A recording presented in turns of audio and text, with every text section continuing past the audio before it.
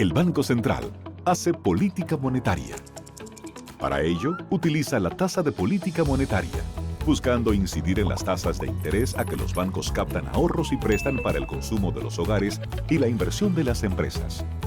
El objetivo de la política monetaria es mantener la inflación en torno a una meta definida por el Banco Central, logrando la estabilidad de precios y contribuyendo a crear las condiciones para un crecimiento económico sostenido. Banco Central de la República Dominicana, por la estabilidad y el crecimiento. Libre, para poder pagar la uni desde donde esté. Libre para checar que me pagaron sin gastar mi internet. Y para hacer mis transferencias sin tener que estar buscando Wi-Fi. Para poder ver lo que tengo en mi cuenta sin que se me acabe la recarga. Ay, sí, lo fácil que es de usar. Sí, hemos liberado nuestra app Banreservas del consumo de datos para que aproveches todos sus beneficios tengas o no tengas internet, haya o no Wi-Fi y sin consumir tu recarga. Bájala, úsala y resuelve. App Banreservas, tu banco fuera del banco. Banreservas, el banco de todos los dominicanos.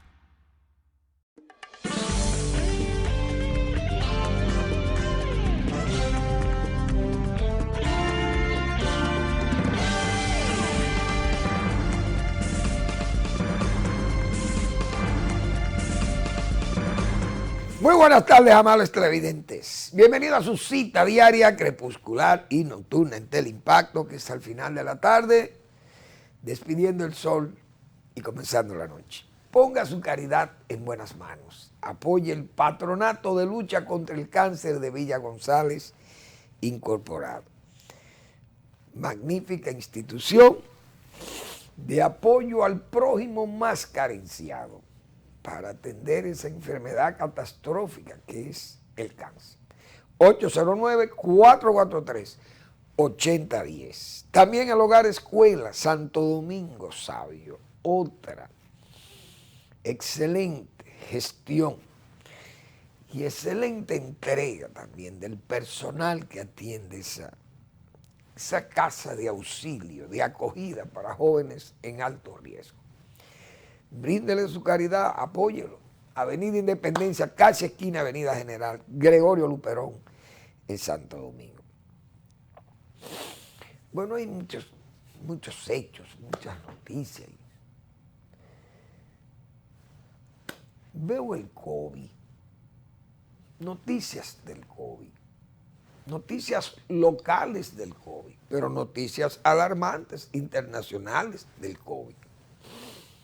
Aquí la autoridad se despreocupó de eso, del COVID, prácticamente de las medidas de controles para evitar esa resistencia que ya se hace fuerte y extendida por todo el país. Nadie le hace caso a nada. Mascarilla, no le hacen caso. La higiene menos. Y entonces la vacunación, hay una resistencia también a la vacunación. Mucha de ella inducida por esa iglesia evangélica que ha sido muy testaruda. La iglesia evangélica ha jugado un papel muy malo en este asunto de la...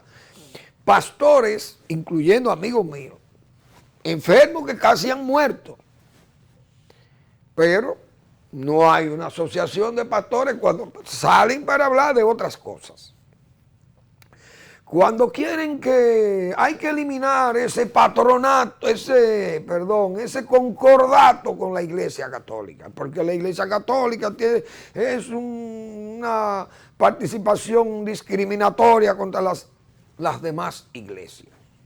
Ese concordato hay que quitarlo, ese acuerdo que el Estado ha firmado con la Iglesia. Como si la Iglesia Católica fuera algo que llegó a principios del siglo XX. Señores, hay que ver lo que son las acciones de la Iglesia en este país, pero no en el país, en la América. Porque si uno se pone a ver, y ahora me voy a extender en este tema, si uno se pone a ver la lucha de la Iglesia Católica, de los sacerdotes católicos expandiendo la cruz, el cristianismo, señores, por el mundo entero, principalmente los jesuitas. los franciscanos y todas las órdenes de la Iglesia Católica. Todas han sido entregadas con una fidelidad y una fe, señores. Bueno, que es una fe que, bueno, es una fe que muchas veces se ve como si fuera falta de fe. Es decir, como si fuera como herético. Pasaba con San Francisco de Asís. San Francisco de Asís era tan serio, era tan así, como dicen, era tan fiel a Dios que desconfiaban de esa fidelidad. Bueno, pues la Iglesia Católica, señora, hay que ver el trabajo de los jesuitas. En esos trabajos, por ejemplo, en Asia, de esos misioneros. Después que San Ignacio de Loyola creó esa orden, que fue una orden prácticamente el Papa, fue contra la Reforma. Y esa orden se dispersó por el mundo y llevó el cristianismo al mundo entero. Entonces usted no puede cuestionar eso, ese trabajo de la iglesia. Aquí en América, esas misiones del Paraguay, ese centro ahí de las misiones de, bueno, la provincia de Misiones en Argentina. Y ustedes saben el desarrollo que provocaron esos jesuitas ahí, enclavado con esos guaraníes del Paraguay. Ellos crearon una zona especial para... ¿Cómo era que se llamaba eso? Paraguaira, no recuerdo. Esas misiones, ver ese trabajo de los jesuitas, que ese fue un trabajo tan serio y tan abarcante y tan organizado, que hasta... ¿Quién fue? Voltaire. Leí por ahí que Voltaire dijo que eso era una sociedad muy avanzada para la época, igual que hasta el yerno de Carlos Marx. Dijo que esto era la primera versión del socialismo. Esas misiones, cómo alejaron de esa gente de los encomenderos y de todo ese expolio y la esclavitud. Ese trabajo de los jesuitas. Entonces, unas organizaciones de cristianos no pueden venir a destruir la iglesia, entonces piden esas cosas. Ahí se unen y aparecen por todos los lados. Cuando la iglesia cuida los templos, cuida las figuras religiosas, cuida las obras de arte. Todo eso lo cuida la iglesia, un patrimonio. El patrimonio de la humanidad lo cuida la iglesia aquí. Entonces usted no puede cuestionar eso. Pero, repito, los cristianos principalmente han vendido la idea de que eso es diabólico, que eso es a Satanás que le están poniendo a la gente. Entonces, 44,000 jóvenes, dicen las cifras oficiales, que sean jóvenes de menos de 20 años que han sido infectados por el COVID. Entonces, ¿qué hay que hacer? Casi, yo diría, como una tomadura de pelo, las autoridades sanitarias anuncian que con 400,000 vacunados ya llenamos nuestra meta del 70%. Pero eso es risible, por no decir frustratorio, digo yo. ¿Y qué son 400,000? Verán. Me dirán, pero eso lo recogen en cualquier barrio. No. Pero aquí hay 2 millones de haitianos, o 3, quién sabe cuántos millones de haitianos. Aquí están vacunados los haitianos. Y entonces, ¿qué hace usted con terminar de vacunar a todos los dominicanos y tiene 2 millones de haitianos que no se quieren vacunar ni se vacunan? Le regalan la vacuna y tampoco la quieren. Y entonces, ¿de qué estamos hablando? Ahí hay ya una variante que genera 36 variaciones o subvariaciones, no sé cómo le llaman, los ingleses han determinado es el Omicron. Eso no se sabe y todavía los fabricantes de vacunas dicen que tienen que evaluar a ver si las vacunas de ellos son efectivas contra esa variante del COVID. Entonces, una amenaza nueva, porque si por ejemplo, si esta variante resiste el potencial de las vacunas, ¿qué va a pasar con una población como anda esta? Ligada una mezcla de vacunados y no vacunados que se resisten. Entonces, los youtubers que hablan tanto y que tienen tantos cientos de miles de seguidores, ¿dónde están los youtubers que no influyen en los jóvenes para decirles que se vacunen? Porque tenemos una amenaza enorme. Yo creo que las autoridades pudieran, si es que tienen algún ánimo, digo yo, de ser por lo menos, no restrictivo ya, porque parece que ya eso no va a funcionar, pero a ver, tal vez esto tal vez es educativo, o sugestivo, o sugerente, qué sé yo. En esas pantallas gigantes que hay en la Lincoln, y en la Máximo Gómez, en esas avenidas transitadas, vamos a poner algunos videos de los lamentos, de las situaciones críticas que se viven en las UCI, de los hospitales, principalmente los jóvenes no vacunados o los no vacunados, que lo pongamos ahí para que la gente vea cuál es el sufrimiento de un no vacunado enfermo en UCI. Tal vez eso influye para que la gente vaya y se vacune, porque eso es ridículo decir que faltan 400,000, pero señores, si usted, ya aquí no se está aplicando nada. Aquí la gente hace lo que le da la gana, no hay higiene, no se lava la mano, usted entra, o si no piden la tarjeta ya, yo creo que ya se han cansado de eso. Algunos supermercados piden la tarjeta, usted va a una farmacia, no le piden nada, usted va a un bar, va a hacer lo que le da la gana, un restaurante, nadie le pide nada. Y entonces andamos como verdaderos caprinos de mente, o como chivolón, como decía don Carlos Rafael Goico, que en paz descanse. Terrible. Bueno, señores, hoy es el Black Friday o el Viernes Negro. Otro de esos días, otras de esas prácticas culturales o factores, yo no sé cómo llamarle a eso, de influencia del país más importante del mundo, que es los Estados Unidos. Importante me refiero por la hiperpotencia que es. Es decir, es una nación, como decíamos nosotros ayer, señores, que Estados Unidos lidera el mundo, es una nación global, militarmente. Usted busca una base china y usted no encuentra, hay una base rusa en Latakia, creo que se llama, en Siria. China creo que ni base tiene fuera de China. No sé si por África habrá conseguido algunos puertos por ahí, de esa África oriental, no sé. Pero China no tiene bases militares. No porque no quieran, sino porque es que no son países que tienen esa globalidad, como Estados Unidos, que es un país global. Pero Estados Unidos tiene 557 bases militares. Oigan eso, fuera del territorio norteamericano. Estados Unidos es la nación financieramente hablando más importante. Imagínense las bolsas de valores de Estados Unidos, lo que es Wall Street.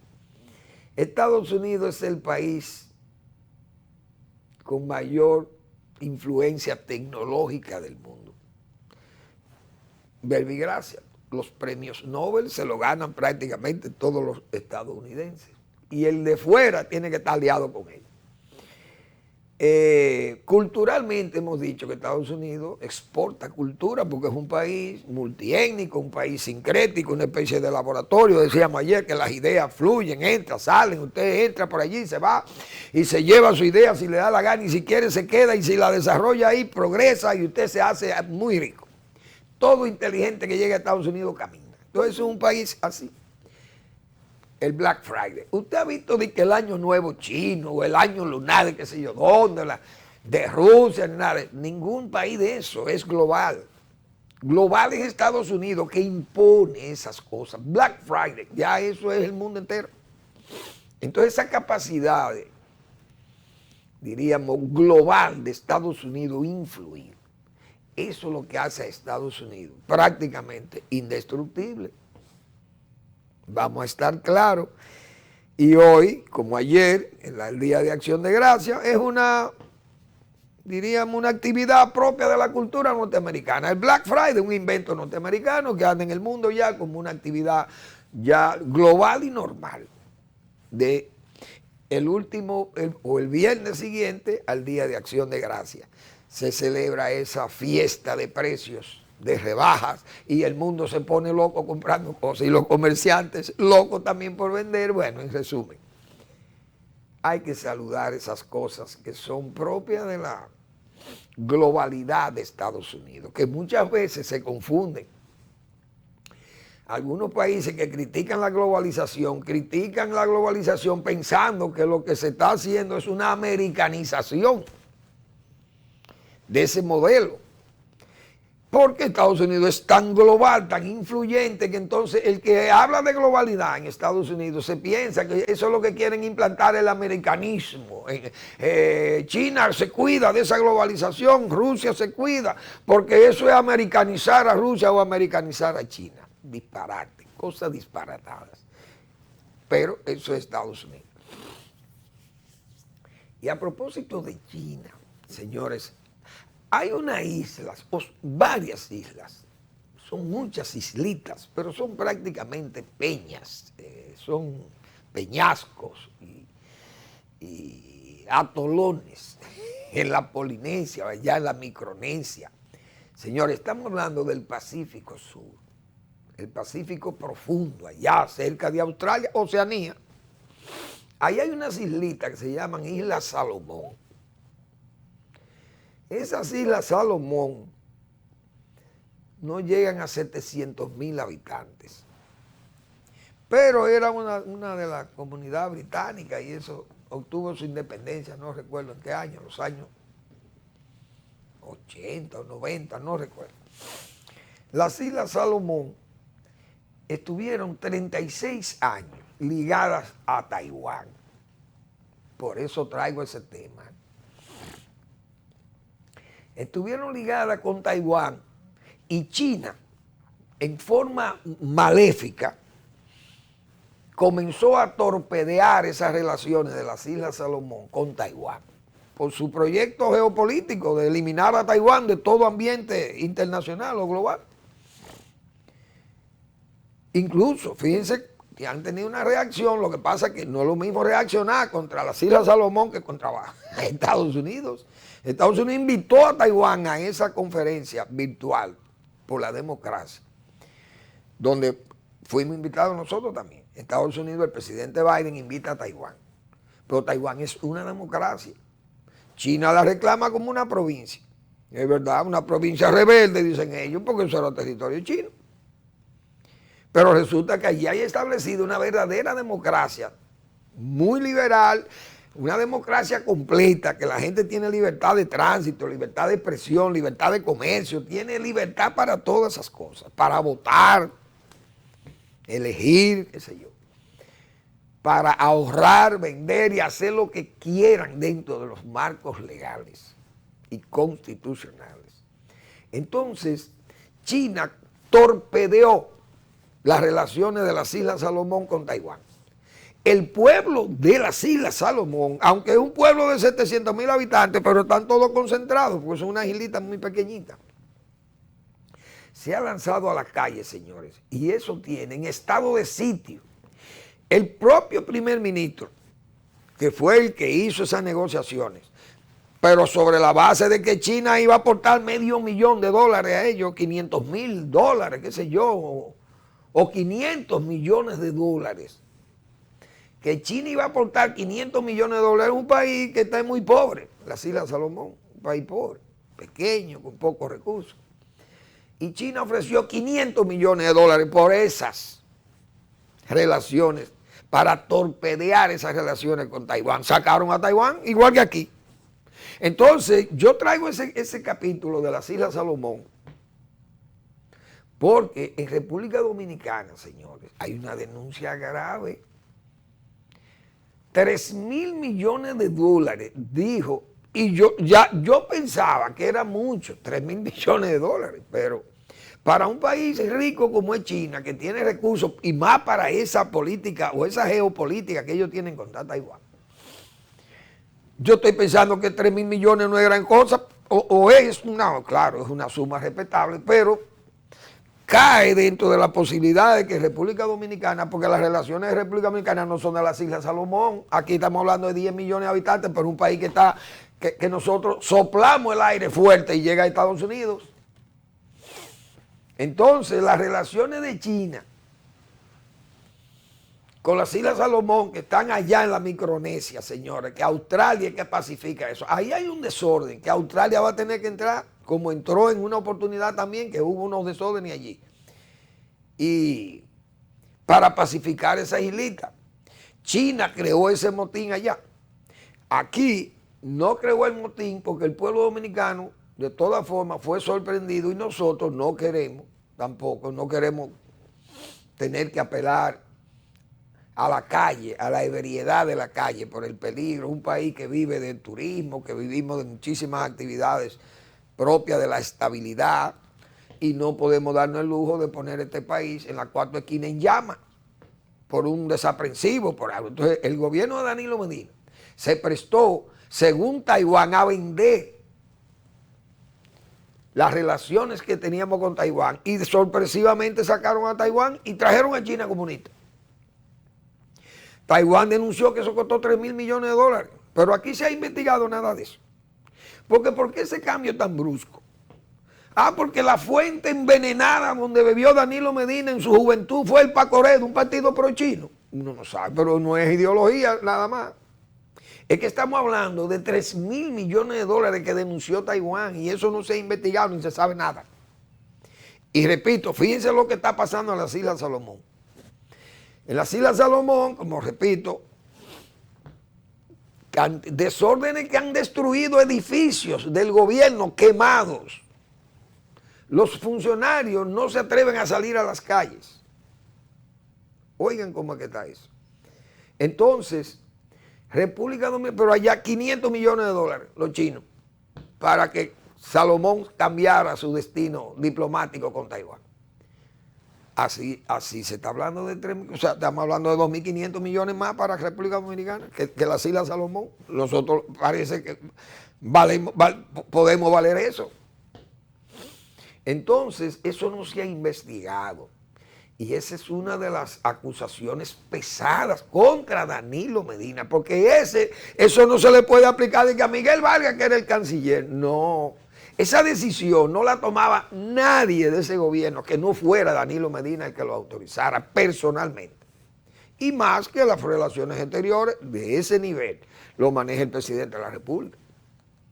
Entonces es una denuncia muy seria porque, repito, lo que pasó allá, lo que está pasando en Salomón, señores, fueron 500 millones de dólares. Qué vergüenza, Dios mío.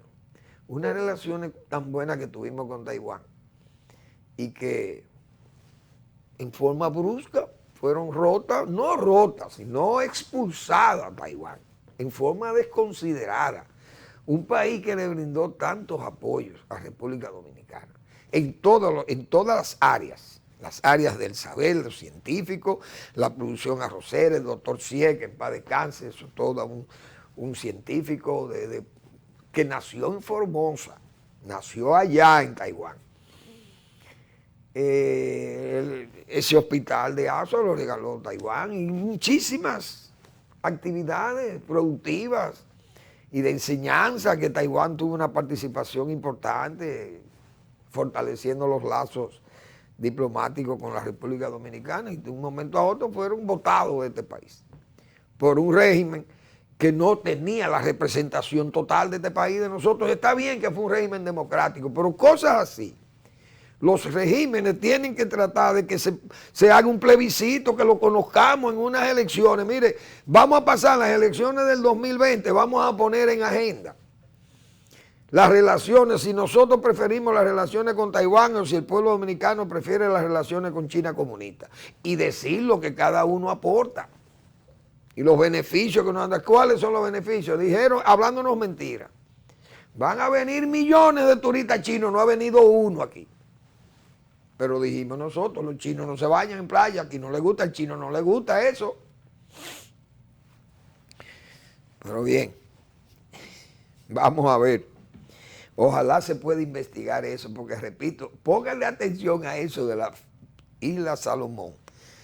500 millones de dólares China por esas relaciones, para cambiar esas relaciones también. Ojalá Australia pueda controlar eso, que lo ha hecho en otras oportunidades. Creo que fue como en el 2000 y algo, pero no me acuerdo, que Australia tuvo que entrar y pacificar esas islas porque hubo esos problemas muy serios, problemas étnicos fueron los problemas de esa vez. Fueron unas tribus que se rebelaron contra otras y eso trajo unas matanzas y hubo más de 200 muertos en un país de 700,000 habitantes, una cantidad enorme de muertos. Y Australia tuvo que entrar a pacificar las Islas Salomón en esa oportunidad. Eso está lejísimo, de verdad. Eso, señores, uno pensando, pero esos navegantes españoles, qué gente tan extraordinaria fueron. Cuando hablaba de los jesuitas, señores, esos jesuitas españoles que fueron los que se lanzaron a hacer las misiones en el Paraguay. Y estos navegantes, señores, desde el siglo XV por allá y el siglo XVI, esos navegantes españoles, Dios mío, que hubo una señora que fue una de esas adelantadas, una navegante que descubrió, esa que descubrió las Islas Salomón, ella y el marido, no me acuerdo cómo se llamaba el marido,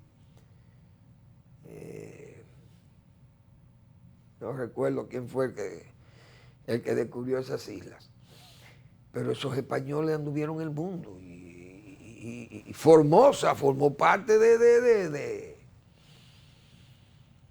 Formosa formó parte de Portugal, creo, y la misma Macao pertenecía a Portugal, las Filipinas, el nombre de Felipe II lo llevan de España.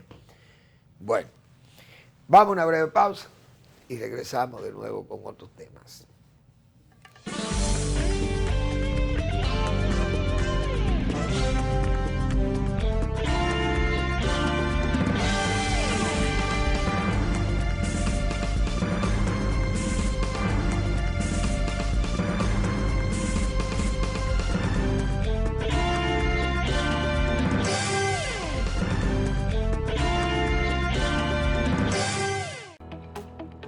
El Banco Central hace política monetaria. Para ello, utiliza la tasa de política monetaria, buscando incidir en las tasas de interés a que los bancos captan ahorros y prestan para el consumo de los hogares y la inversión de las empresas.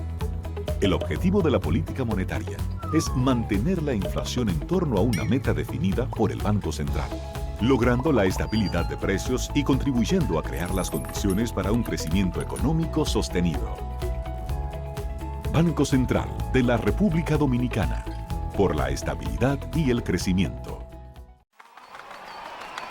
Ahora sí, vamos a hacerle. Llegan los dueños del tarolío.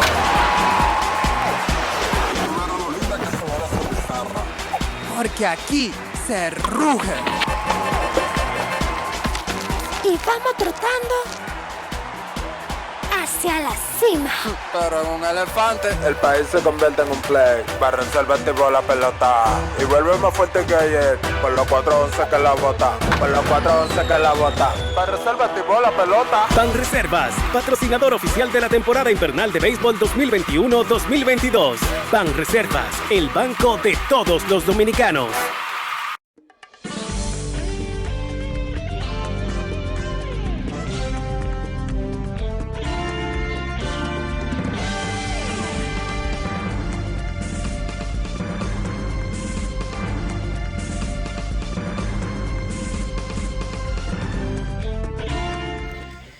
Señores, nuestra experiencia política, porque uno tiene muchos años viviendo en este país, y diríamos más general todavía, nuestro conocimiento de la conducta de los políticos dominicanos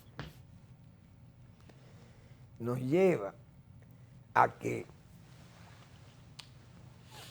actitudes como la que yo he venido descifrando en esta semana, en este hilo de análisis que yo he hecho, porque por el hilo se llega al ovillo, como se dice, sobre las relaciones de la oposición y el gobierno, cómo se van a tensar.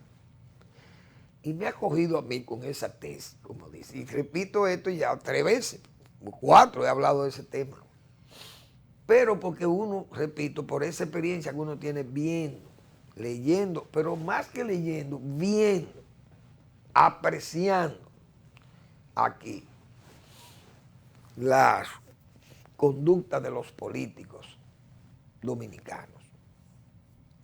La decisión del PRM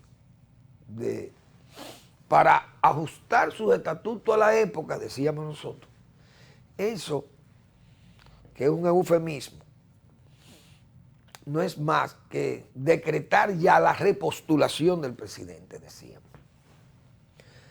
Esa repostulación porque el presidente, decíamos también, no tenía la necesidad de que se hiciera eso, para no crear este ambiente que yo pienso que se está creando. Y no creo que estoy lejos de la verdad, que ayer tituló el Nacional como que hay un arreglo entre la Fuerza del Pueblo y el PLD, que se han unido a la oposición para hacerle frente al gobierno. Pero no dicen que eso, claro, el análisis no se van por ahí, sino como una medida opositora para, diríamos, balancear el gobierno o ponerle un freno al gobierno y decirle, mire, espérense, ustedes no están solos, aquí hay una oposición. Eso es ese es más o menos, pienso yo, la versión que quiso dar el periódico El Nacional ayer cuando tituló eso. Pero yo me voy más a la decisión tomada por el PRM, que, como se dice, le para las orejas a la oposición, y la oposición inmediatamente le dio una respuesta, entendía yo, al gobierno, cuando dejó sobre la mesa dos préstamos con unas instituciones que son instituciones que tienen préstamos muy blandos, favorables al país, con gracia. Son préstamos del BID y de la Corporación Andina de Fomento, son préstamos que no hay usura. Y estamos hablando de 127 millones de dólares, pero eso se paró. ¿Pero qué pasó? También el Nacional hizo un señalamiento que ya nosotros también lo habíamos hecho aquí sobre el transfugismo. Un tránsfuga que yo decía, ese tránsfuga no vino por una atracción, diríamos, deslumbrante del poder y esa cosa, porque tienen poder. Ese caso de la síndica de San Juan de la Maguana, ella está en el poder, porque ella es la síndica de un pueblo grande como San Juan de la Maguana, un municipio importante. Es decir, ella no quiere más poder, ella tiene poder y maneja presupuesto. Ahora, ¿qué le atrae? Bueno, que pudo haber sido captada esa señora. Captada, salida de, bueno, ella ha dado mucho brinco, un chaquetismo político ya que raya en lo indecente como política, pero ella tiene perfecto derecho de hacer lo que le dé su, como se dice, su gana con su moral política.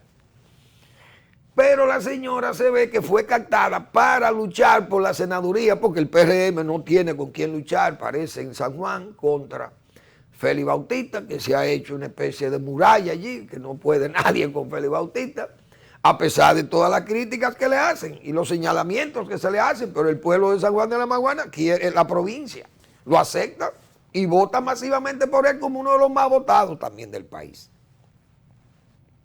Entonces la señora pudo, lo que se ve es que fue captada. Si fue captada, repito, eso no hay duda que va a alterar aquellas relaciones casi armoniosas, vamos a decir, que hubo con la oposición, principalmente con la Fuerza del Pueblo, del gobierno.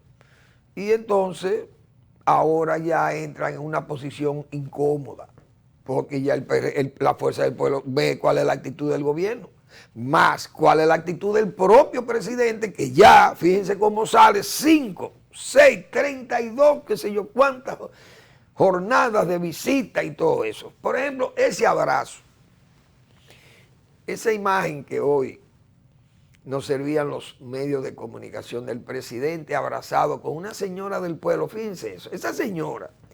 Yo he dicho muchas veces, un abrazo presidencial es una suerte de soplo divino para la persona que logra que el presidente de la República, de cualquier país, le dé un abrazo. Miren cómo está esa señora ahí. Y el propio presidente Abinader con una cara de casi de martirio ahí.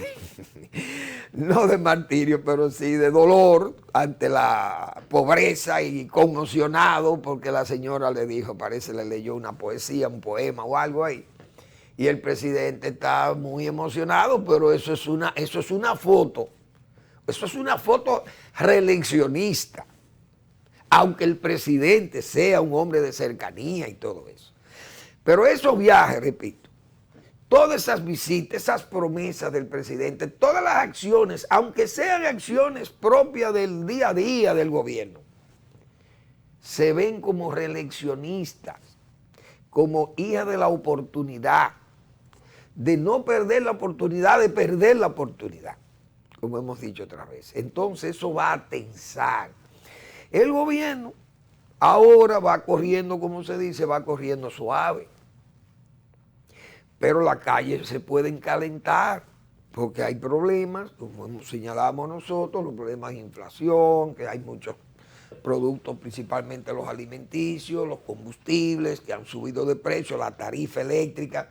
El gobierno puede ser sorprendido en una situación, uno no quiere ni sabe, y sabe que la ebriedad en la calle es mala y que eso genera disturbios y problemas de desconfianza y la gente no quiere venir al país, el turista, ahora que estamos recuperando el turismo.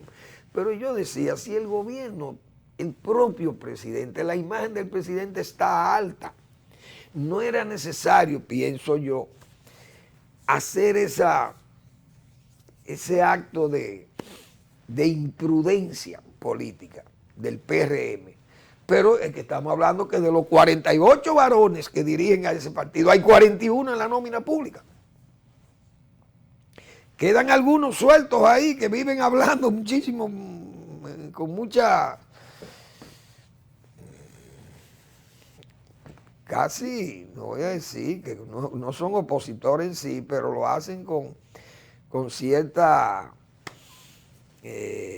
intriga, hacerle unas críticas ahí al presidente, gente que son directivos de alto nivel del PRM.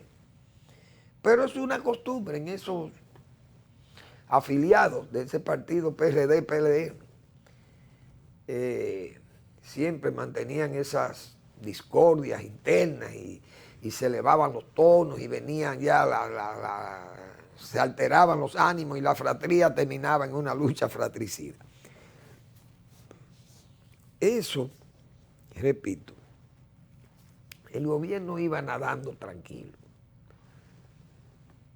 Llevaba la recuperación económica, la lucha contra la pandemia, el mejoramiento del turismo, el empleo, las inversiones privadas, activas, buena confianza, las exportaciones creciendo, las exportaciones.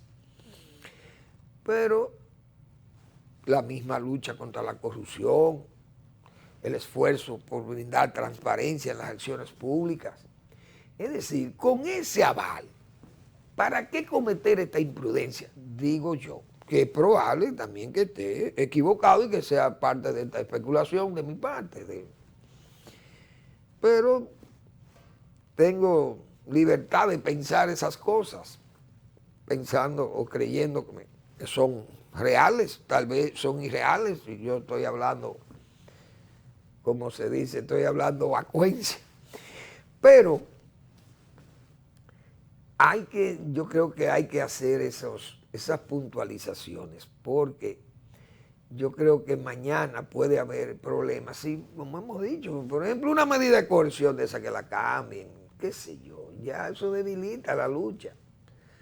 O si surgiera en algunos casos y el gobierno se ve impedido de actuar con la dureza que tiene que actuar, porque uno dice, bueno, el presidente ha sido muy transparente, sin embargo, con la cita que se le hizo del ministro de la presidencia, el gobierno se cayó. Doña Milagro dijo que fue a hablar con el señor Macarrulla, pero no fue a interrogar a Macarrulla. Con una cita que se hizo delicada, porque fue de una transacción contractual con un grupo que está preso todo en en Najayo preso porque fue una conspiración prácticamente ahí, de corrupción contra los bienes públicos por vía de la construcción de la cárcel de la Victoria, o la nueva cárcel de guerra, entonces, de Las Parras, creo que se llama el lugar.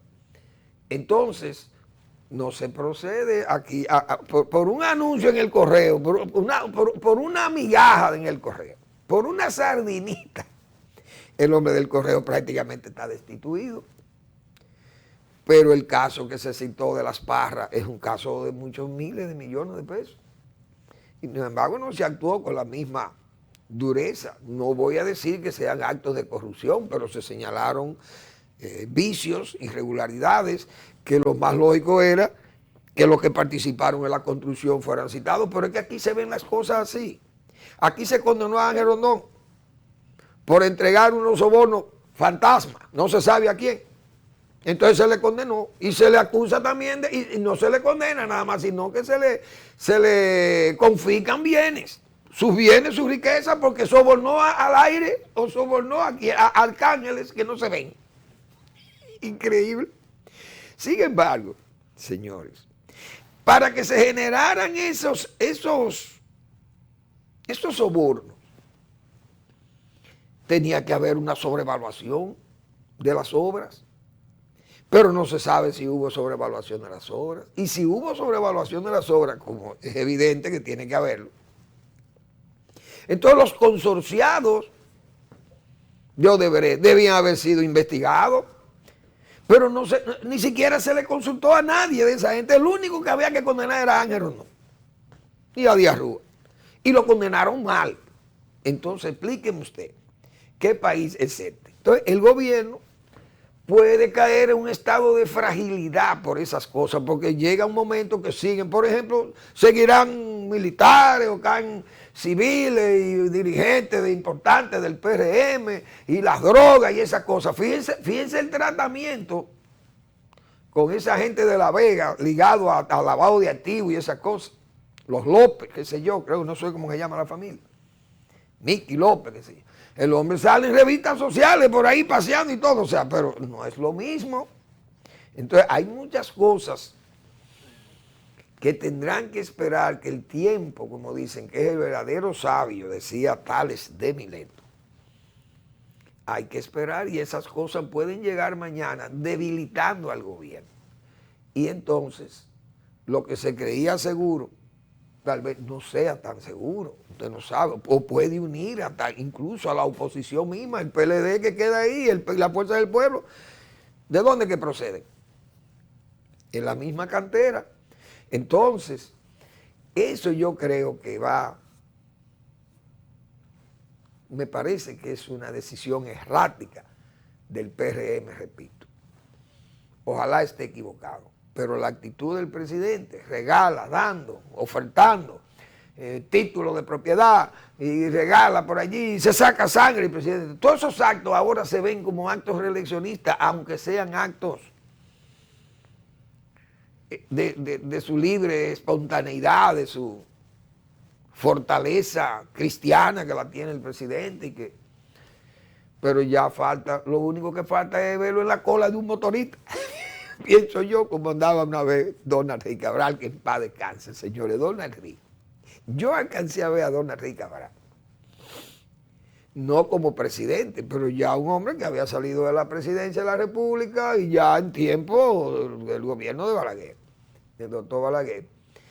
Y Don Enrique, el doctor Don Enrique Cabral, que andaba solo manejando un carrito Isuzu, recuerdo, un carrito azul Isuzu, que lo distribuye la compañía de ellos.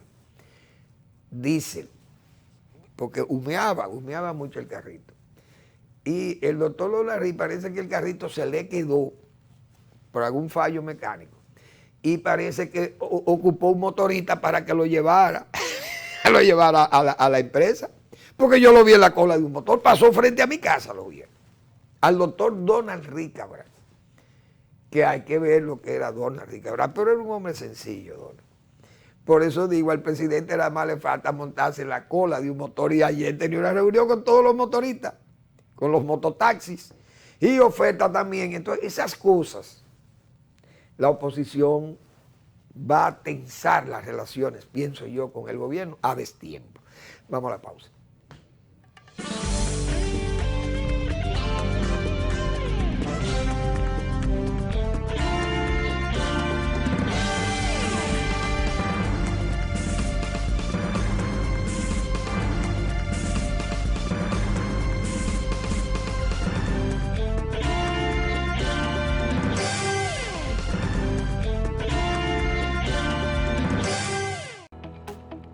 El Banco Central hace política monetaria. Para ello, utiliza la tasa de política monetaria, buscando incidir en las tasas de interés a que los bancos captan ahorros y prestan para el consumo de los hogares y la inversión de las empresas. El objetivo de la política monetaria es mantener la inflación en torno a una meta definida por el Banco Central, logrando la estabilidad de precios y contribuyendo a crear las condiciones para un crecimiento económico sostenido. Banco Central de la República Dominicana, por la estabilidad y el crecimiento. Libre, para poder pagar la uni desde donde esté. Libre para checar que me pagaron sin gastar mi internet. Y para hacer mis transferencias sin tener que estar buscando Wi-Fi. Para poder ver lo que tengo en mi cuenta sin que se me acabe la recarga. Ay, sí, lo fácil que es de usar. Sí, hemos liberado nuestra app Banreservas del consumo de datos para que aproveches todos sus beneficios tengas o no tengas internet, haya o no Wi-Fi y sin consumir tu recarga. Bájala, úsala y resuelve. App Banreservas, tu banco fuera del banco. Banreservas, el banco de todos los dominicanos.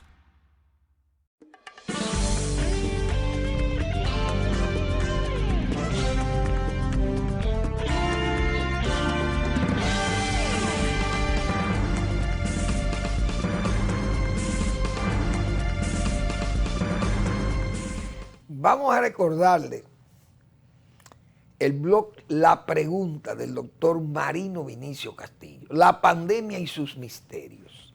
Ese es el blog que semanalmente el doctor Marino Vinicio Castillo prepara para que usted lo pueda leer, sus reflexiones, que también las hacen la respuesta, pero es como él señala, la respuesta es oral. Se puede perder, como se dice, la idea, pero lo que está escrito y usted lo lee, le hace una lectura razonada y entonces puede apreciar mejor las reflexiones del doctor Marino Vinicio Castillo o sus reminiscencias, esas reminiscencias de él del periódico El Listín Diario, son un éxito editorial. Pero lean al doctor Marino Vinicio Castillo y escuchen en su respuesta, que ya es un programa emblemático del país.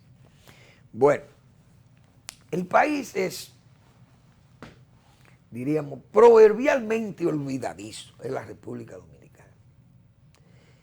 Y le cogemos pena a la gente, y más cuando caen presos. Yo recuerdo, señores, cuando Salvador Jorge Blanco, en paz descanse, Salvador Jorge Blanco, su gobierno que comenzó, bueno, hay que ver lo que fue la candidatura del doctor Salvador Jorge Blanco para ser presidente. Fue algo apoteósico. Dentro de su PRD y fuera del PRD, bueno, las relaciones con la sociedad civil y no me acuerdo cómo la avanzada electoral, creo que era que se llamaba aquel movimiento de corte de sociedad civil. Y bueno, subió a la presidencia con un apoyo extraordinario, con diferencias fortísimas a lo interno de su partido con la tendencia del presidente, del suicidado presidente Guzmán, pero esas fuerzas del gumanismo quedaron resentidas con Salvador Jorge Blanco. Pero aún así, tranquilas se quedaron porque el hombre subió con una aureola, ya ustedes saben. Pero a los 2 años, ese gobierno ya era un gobierno viejo y cansado, como se dice, y un gobierno repudiado, el gobierno de Salvador Jorge Blanco. Y todo el mundo quería crucificar prácticamente PRDista y no PRDista, crucificar a Salvador Jorge Blanco. El gobierno de Jorge Blanco se cargó de soberbia, de ira, y de muchísimas acciones que fueron dolosas y otras que no respetaron amigos y actuaron en forma muy desequilibrada, se puede decir. No había ese juego democrático y diríamos, de convivencia política con los demás. Entonces eso se tensó tanto. Y recuerden, aquellas acciones que se hicieron contra la oposición, contra Balaguer, trajeron después esos vientos. Por eso es que estoy hablando de esas cosas, cómo tensar relaciones. Salvador de Blanco, lo primero que hizo fue pelearse contra sí mismo, es decir, contra su propia gente, es decir, la gente de Antonio Guzmán. Y luego entonces enfrentó a Balaguer. A Balaguer se le hizo una acusación de tener dinero escondido en paraíso fiscal en Gran Caimán. Se le abrió un juicio no político, sino un juicio penal a Balaguer. Y Balaguer tuvo que poner abogados. Entonces Balaguer se tuvo que defender, pero quedó eso ahí. Luego otra decisión tomó el gobierno y fue la de prohibir los vuelos de los helicópteros y las naves, porque Balaguer sabía que Balaguer no se podía movilizar si no era con esas naves. Todo eso fue dirigido a afectar la oposición. Entonces, fíjense todas las consecuencias de esas cosas. ¿Dónde terminaron esas cosas? Salvador de Blanco, entonces, fue juzgado, perseguido. Dicen que fueron perseguidos por la justicia, pero no por política, sino por los hechos. Porque el expediente que se hizo contra Salvador de Blanco era un expediente, como lo ha señalado Marino Vinicio Castillo, un expediente sólido. Un expediente que fue evaluado por 7 juristas venezolanos que vinieron al país y vieron el expediente y dijeron hay crimen. Entonces el hombre tuvo que enfrentar una justicia y ese juez le cantó 20 años. Y bien, y después en contumacia y vino y bueno, todos aquellos shows. Al final, señores, ya había gente que le estaba cogiendo, que bueno, que le cogió pena a Salvador de Blanco. Después que querían crucificarlo, entonces le cogían pena porque proverbialmente somos olvidadizos, lamentablemente en el país. Con estos casos de los pulpos, antipulpos, medusas, qué sé yo, corales y todas esas cosas, ustedes verán este pueblo más tarde también cogiéndole pena, porque somos así. Después de haber saqueado el país, porque esas cosas que se están señalando ahí, todos esos detalles que ha dado la Procuraduría General de la República son evidentes de corrupción, pero de macro corrupción, de putrefacción, de corrupción administrativa. Porque es que eso raya en la lógica. Eso es una cosa increíble, las cosas que se pudieran hacer, que se pusieron a hacer en forma tan descarada y tan ilegal, esa cosa tan fea. Entonces, mañana esa gente le dan sentencia y todo, y ustedes verán muchísima gente pidiendo. Así, fíjense con los haitianos, porque pasa con el mismo caso de Haití. Aquí hay gente que le cogen pena a las repatriaciones, pero ¿y cómo es posible que estén repatriando a esos infelices y repatriando a las embarazadas? Entonces, bueno, entonces ¿qué vamos a hacer? Vamos a hacer el muro. Ah, no, se oponen al muro. Ah, pero que no lo dejen entrar. Entonces, ¿qué es lo que vamos a hacer? Pero como este pueblo es así como actúa con los políticos, corruptos con evidencias corruptas. Entonces tenemos que hacer casi malabares para convencer a una sociedad civil y a una sociedad internacional que nosotros tenemos un derecho de repatriar. Entonces Estados Unidos repatria a todo el mundo de su pueblo. Más de 3 millones de gente por año repatria a Estados Unidos o deporta de Estados Unidos. Deporta y repatria. Y devuelve, como dicen, lo devuelve a México y de ahí se tienen que ir para otro lado. Entonces, Estados Unidos no se le acusa de violación de derechos humanos. Europa devuelve muchísima gente, a China no va nadie. Y a Rusia, ese sí es verdad que es autoritario. Entonces, República Dominicana es el único que viola derechos humanos, porque repatriamos haitianos. Entonces, aquí falta más solidaridad del pueblo también, porque como he dicho, vigilar a quienes nos advierten de los peligros, porque son peligrosos. Entonces ahora veo muchísima gente que están dolorida, con esa cara de martirio, de dolor, viendo, bueno, dolor casi escenográfico, por esas parturientas haitianas, esas embarazadas, porque parturienta es una cosa y embarazada otra, pero las parturientas tienen 8 y 10 muchachos nacidos aquí. Entonces se quedan porque tienen 10 años, ya yo soy de aquí, son dominico-haitianas. ¿Quién le dijo que son dominico-haitianas? Pero hay una promoción hacia ellos y el gobierno cargado de gente con esa mentalidad pro-haitiana, minándole el terreno al propio gobierno con eso. Entonces el gobierno tal vez con esta política de defensa de la soberanía, eso puede ser más un espejismo, eso pueden ser medidas paliativas las que se están tomando y terminan entonces desacreditando el gobierno también. Y vamos a tener que seguir haciéndole críticas a las autoridades para que sean efectivas, para que sean eficaces en las verdaderas repatriaciones. Que ni siquiera el propio Haití lo acepta como repatriaciones, pues ellos dicen que esa gente no son de allí. Hasta ese chantaje tenemos nosotros que recibir los dominicanos. Gracias por su atención. Nos vemos mañana en otra entrega de el lunes en otra entrega de Al Final de la Tarde, despidiendo el sol y comenzando la noche.